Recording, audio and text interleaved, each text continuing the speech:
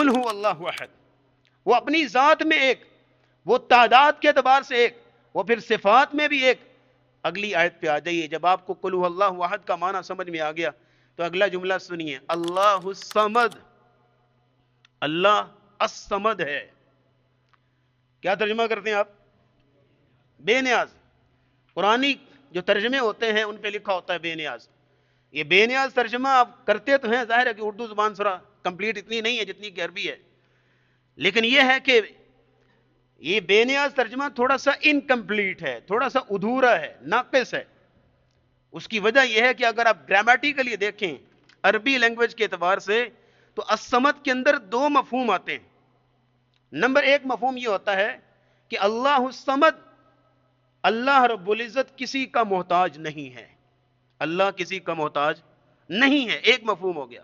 دوسرا مفہوم یہ ہے کہ ہر چیز پھر اس کی محتاج ہے، ہر چیز اس کی محتاج۔ جب آپ بے نیاز کہتے ہیں تو ایک پہلو آتا ہے آپ کے سامنے، دوسرا نہیں آتا۔ اس کے اندر دونوں پہلو لے کے آئیے کہ وہ ایسی ہستی ہے کہ وہ کسی کی محتاج نہیں، لیکن ہر ایک پھر اس کے سامنے فقیر ہے، ہر ایک اس کے سامنے محتاج ہے، ہر ایک اس کے سامنے تہی دست ہے اور اسے مانگنے والا ہے۔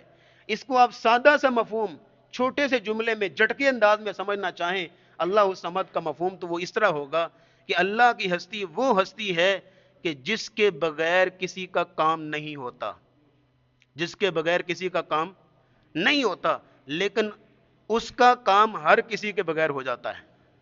اس کو کہتے ہیں الصمد، اس کو کہتے ہیں الصمد۔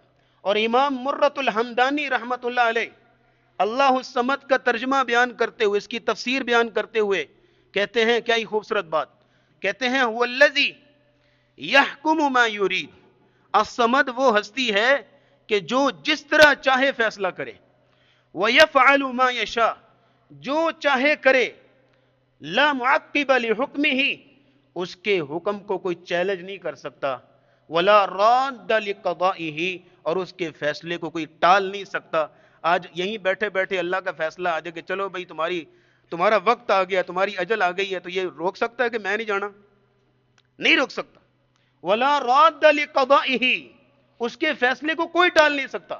یہ اللہ الصمد ہے، اللہ الصمد ہے۔ اور بڑی بڑی تفسیریں لکھی گئیں، بڑے بڑے ترجمے بھی لکھے گئے، ان میں سے ایک ترجمہ اور ایک تفسیر ہے تفسیر موضح القرآن۔ کیا نام ہے تفسیر؟ موضح القرآن۔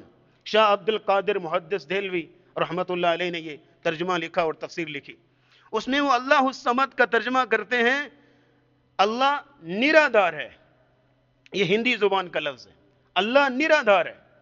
اب اس کا معنی کیا ہے؟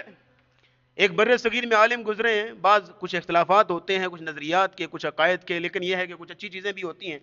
بر صغیر میں ایک عالم گزرے، ان کا نام سید عطا اللہ شاہ بخاری، اور وہ جیل میں تھے اور یہ ترجمہ جو ہے وہ پڑھ رہے تھے۔